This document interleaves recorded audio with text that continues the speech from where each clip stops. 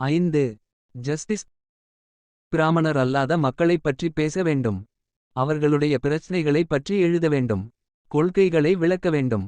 கோரிக்கைகளை ஒலிக்க வேண்டும். அதற்கு பத்திரிகை தொடங்க வேண்டும். ஏற்கெனவே முடிவு செய்யப்பட்ட விஷயம். வேலைகள் ஆரம்பித்தன. தென்னிந்திய மக்கள் சங்கம் சவுத் இந்தியன் பீப்பிள்ஸ் அசோசியேஷன் என்ற அமைப்பு தொடங்கப்பட்டது. தென்னிந்திய நலவுரிமைச் சங்கத்தின் சார்பில் வெளியிடப்பட இருக்கும் பத்திரிகைகளை நிர்வகிப்பது இந்த மக்கள் சங்கத்தின் பொறுப்பு. அதன் செயலாளர் பொறுப்பை பிட்டி தியாகராயர் ஏற்றுக்கொண்டார். மொத்தம் 3 பத்திரிகைகள்.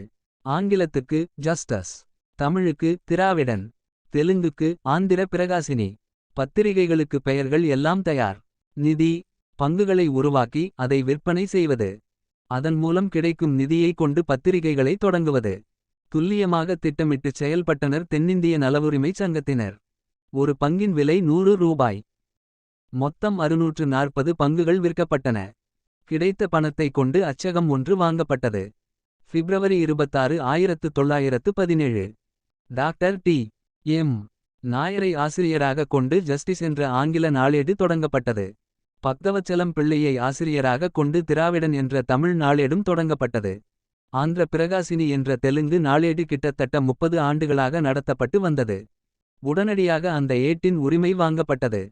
ஏ. சி. பார்த்தசாரதி நாயுடு அதன் ஆசிரியராக நியமிக்கப்பட்டார். ஆக 3 பத்திரிகைகள் தென்னிந்திய மக்கள் சங்கத்தால் தொடங்கப்பட்டன. பிப்ரவரி 26, 1917 அன்று வெளியான ஜஸ்டிஸ் ஆங்கில நாளேட்டின் முதல் இதழின் தலையங்க பக்கத்தில் பத்திரிகைகள் தொடங்கப்படுவதன் நோக்கம் விரிவாக பிரசுரம் செய்யப்பட்டிருந்தது. தேசிய திராவிடர்களாகிய நம்மனோர் முன்னுக்கு வருவதற்கு தடையாக உள்ள தப்பான அபிப்பிராயங்களையும் விபரீத கொள்கைகளையும் பேதித்தெறிந்து உண்மையை சாதித்து நிலை நிறுத்துவதே திராவிடனாகிய இப்பத்திரிகையின் திருத்தமுள்ளதொரு நோக்கமாகும்.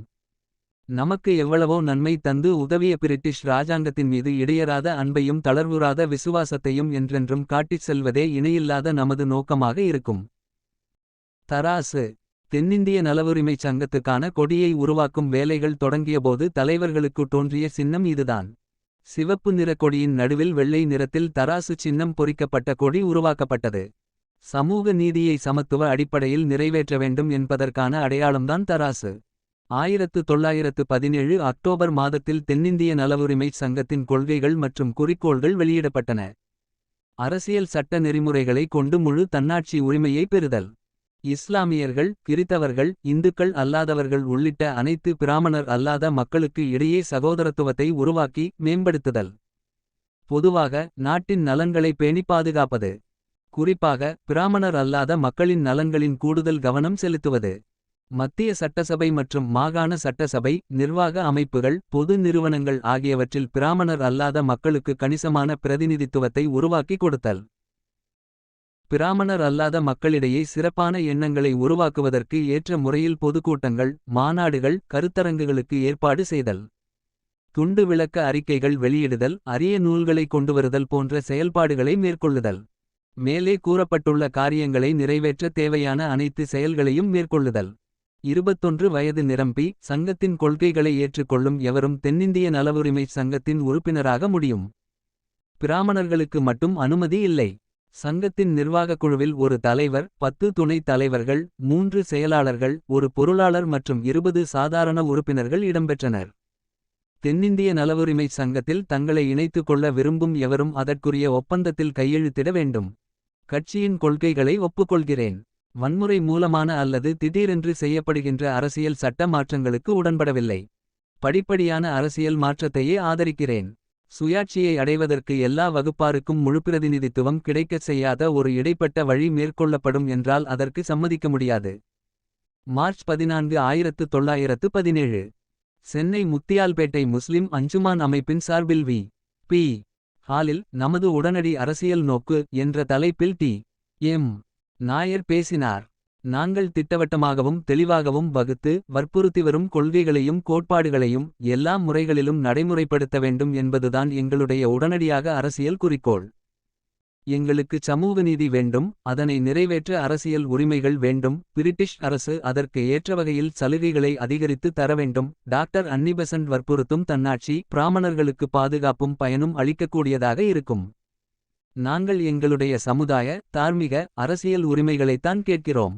அரசு உத்தியோகங்களில் எங்களுக்கு உரிய பங்கைத்தான் கேட்கிறோம். ஏன்? அரசு உத்தியோகங்களை பெற்றால் அதன் மூலம் பிராமணர் அல்லாத சமுதாயங்கள் மனித வர்க்கத்தின் மிகவும் மேம்பட்ட சமுதாயங்களாக மாறிவிடும் என்று கருதுகிற காரணத்தாலா? இல்லை. அரசு உத்தியோகங்களில் அரசியல் அதிகாரம் இருக்கிறது. பிராமணர் அல்லாதாரின் எதிர்காலம் பிராமணர் அல்லாதாரின் கைகளில்தான் இருக்கிறது. டி. எம். நாயரின் பேச்சுகள் காங்கிரஸ்காரர்களை கலவரப்படுத்தின. தென்னிந்திய நலவுரிமை சங்கத்தின் சார்பாக நடக்கும் பொதுக்கூட்டங்களுக்கு நேரில் சென்று வாக்குவாதத்தில் ஈடுபடத் தொடங்கினர். ஆங்காங்கே சில கலகச் சம்பவங்களும் நடந்தன. குறிப்பாக வி. கலியான சுந்தர முதலியார் சங்க தலைவர்களுடன் நேரடி விவாதத்தில் ஈடுபட்டார். சென்னை டவுன் ஹாலில் நடந்த பொதுக்கூட்டத்தில் டி. எம். நாயர் பேசிக்கொண்டிருந்தபோது திடீரென கூட்டத்தில் இருந்து ஒரு குரல், நீங்கள் ஏன் காங்கிரஸை விடுத்து வகுப்புவாதக் கட்சியில் சேர்ந்தீர்கள்? வகுப்புவாதத்தால் நாடு சுயராஜ்யம் பெறுமா? அப்படி யாண்டாயினும் நிகழ்ந்திருக்கிறதா? சரித்திரச் சான்று உண்டா? கேள்வியை கேட்டவர் திரு. வி. கலியான சுந்தர முதலியார். உடனடியாக பதிலளிக்கத் தொடங்கினார் டி. எம். நாயர். யான் காங்கிரஸில் தொண்டு செய்தவனே. அது பார்ப்பனர் உடைமையாகியதை நான் உணர்ந்தேன். காங்கிரசால் தென்னாட்டு பெருமக்களுக்கு தீமை விளைதல் கண்டு அதை விடுத்து நண்பர் தியாகராயருடன் கலந்து ஜஸ்டிஸ் கட்சியை அமைக்கலானேன்.